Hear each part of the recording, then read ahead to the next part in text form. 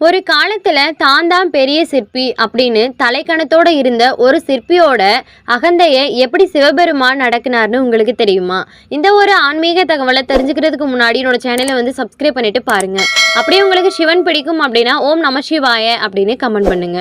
ஒரு காலத்துல ஒரு சிற்பி சிவன் சிலையை செய்யறதுக்காக பல வருஷமா முயற்சி பண்ணிட்டு இருந்திருக்காரு. யாருமே செய்யாத ஒரு சிலையை நம்ம செய்யணும் அப்படின்ற ஒரு கர்வத்தோடையும் ஒரு அகந்தையோடையும் அந்த சிலையை செய்யறாரு. ஆனால் மனசுக்கு திருப்தி தர்ற மாதிரி அந்த சிலையோட வடிவம் வரவே இல்லை. ஒரு நாள் களைப்போட சிலை முன்பு உட்கார்ந்து அந்த சிற்பி கண்ணீர் விட ஆரம்பிக்கிறாரு.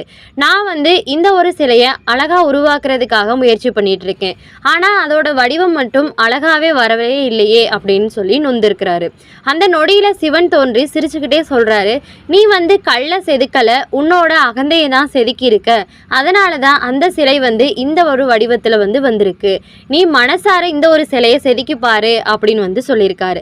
அதுக்கப்புறமா அந்த சிற்பி தன்னோட தப்பை உணர்ந்து மனசார அந்த ஒரு சிலையை செதுக்கிறாரு. அதுக்கப்புறமா அந்த சிலை அப்போதான் உயிர் பெற்று ஒரு அழகான ஒரு சிலையா உருவாச்சு அப்படின்னு சொல்லப்படுது.